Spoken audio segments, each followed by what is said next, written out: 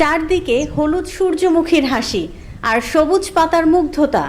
একসময়ের পতিত জমি এখন রঙিন হয়ে উঠেছে সূর্যমুখীর মাঠে। বাগেরহাটে দিন দিন বাড়ছে এই ফুলের চাষ, আর তাতে নতুন স্বপ্ন দেখছেন উপকূলের কৃষকরা। অনুকূল আবহাওয়া ও কৃষি বিভাগের সহায়তায় চলতি মৌসুমে সূর্যমুখীর ভালো ফলন হয়েছে। ডিসেম্বর মাসে বীজ রোপণের পর মাত্র 4 মাসেই ফসল ঘরে তোলা যায়। কৃষকদের ভাষ্য, প্রতি বিঘা জমিতে 8 থেকে 9 হাজার টাকা খরচ করে প্রায় 28 হাজার টাকা আয় করা সম্ভব। ফলে স্বল্প সময়ে লাভজনক ফসল হিসেবে সূর্যমুখীর প্রতি আগ্রহ বাড়ছে। ফুলে ভরা এসব মাঠ দেখতে আশপাশের এলাকা থেকে ভিড় করছেন দর্শনার্থীরা। হলুদে মোড়া মাঠ যেন গ্রামীণ প্রকৃতিতে যোগ করেছে নতুন সৌন্দর্য। এর বিঘা প্রতি 7-8 হাজার টাকা খরচ হয়। আর এই সূর্যমুখী ফুলটা যখন ওঠে তখন 20-25 হাজার টাকা আমরা লাভবান। আর বিশেষ করে এই সূর্যমুখী তেলটা খুব সুস্বাদু তেল। এই তেলটার কেজি আমরা 400 টাকা করে বিক্রি করি। আমরা আগে যে জমিতে ধান দিতাম, ধান চাষ করার পরে অনেক সময় দেখা গেল কি জমিটা ফেলানো, তার থেকে সূর্যমুখী চাষ করায় অনেক সুবিধা এবং লাভবান হয়। এই জায়গায় আমরা অন্য ফসল দিতাম, কিন্তু এই জায়গায় সেরকম ফসল ভালো হয় না। আমরা প্রথমবার এই সূর্যমুখী চাষ করে কৃষি অফিসার আমাদের বীজ এবং সার দিয়ে আমাদের উপকৃত করেছে। এবং এই ফুল আমরা দিয়ে দেখি যে এই ফুলে অল্প খরচে বেশি লাভবান হচ্ছে। ফুল বের করিয়া বিচি, এই বিচি আমরা শুকনো করিয়া তারপরে এটা দিয়ে তেল করি। তেল আনার পর এটা আমরা হাটে বাজারে এবং বাড়িতেও বিক্রি হয় ভালো দামে। তারপরে এটা দিয়ে আমাদের অনেক লাভবান। কৃষি বিভাগ জানায়, কৃষকদের প্রশিক্ষণ, পরামর্শ এবং বিনামূল্যে বীজ, সার সহ বিভিন্ন উপকরণ দেয়া হচ্ছে।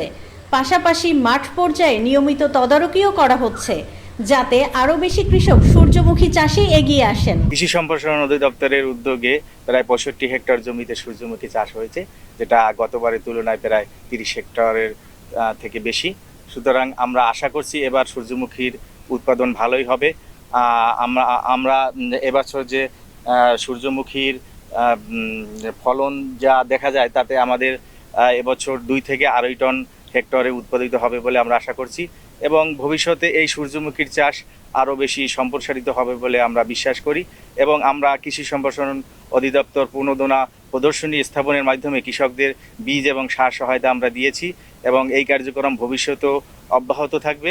এবং আশা করি মানুষ অন্যান্য তেলের সাথে সাথে অথবা অন্যান্য তেল বর্জন করে এই সবথেকে উপকারী এই সূর্যমুখী তেলের প্রতি আকৃষ্ট হবে এবং সূর্যমুখী চাষে উদ্বুদ্ধ হবে। কৃষি কর্মকর্তারা বলছেন, ভেজাল ভোজ্য তেলের বিকল্প হিসেবে পুষ্টিকর সূর্যমুখী তেলের চাহিদা বাড়ছে।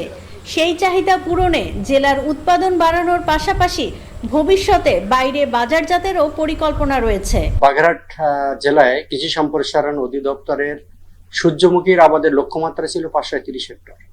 সেখানে আমরা 610 হেক্টর জমিতে আমাদের সূর্যমুখীর আবাদ এবার বৃদ্ধি করা সম্ভব হয়েছে। এবং আমরা জানি যে সূর্যমুখী একটা লবণ সহনশীল জাত, বিশেষ করে শরণখোলা, মোড়লগঞ্জ, মোংলা, রামপাল, যেখানে লবণাক্ততার মাত্রা এই মুহূর্তে পশুর নদীর লবণাক্ততা 25-এর উপরে। এবং আমরা দেখছি যে এই সূর্যমুখী 12 থেকে 14 পর্যন্ত ডিএস পার মিটার পর্যন্ত লবণ সহ্য করতে পারে। ফলে এই সমস্ত এলাকাগুলোতে যে সমস্ত পতিত জমি ছিল, সেখানে সূর্যমুখীর আবাদের ব্যাপক সম্ভাবনা তৈরি হয়েছে এবং কৃষকরা করছে। এবং সরকার প্রণোদনার মাধ্যমে কৃষকদেরকে কিন্তু এই উপকরণ সহায়তা দেওয়া হয়েছে। আমাদের প্রায় 3800 জন কৃষকরে আমরা কিন্তু এই প্রণোদনা সহযোগিতা দিচ্ছি, বীজ, সার এগুলো দিয়ে আমরা তাদেরকে এই সহায়তার আওতায় নিয়ে আসছি। বাগেরহাটের মতো জেলাগুলোতে যেখানে পতিত জমি থাকে, সেখানে যদি সূর্যমুখীর আবাদ আমরা বৃদ্ধি করতে পারি, তাহলে আমাদের এই বাইরে থেকে যে তেল আমদানির এই প্রক্রিয়াটা কিন্তু আমাদের কমে আসবে। বাজারজাত কারণে আমাদের কোনো সমস্যা নেই। আমাদের সমস্যা যেটা হচ্ছে, তেল ভাঙানোর মেশিনটা যদি আমরা কৃষক পর্যায়ে দিতে পারি।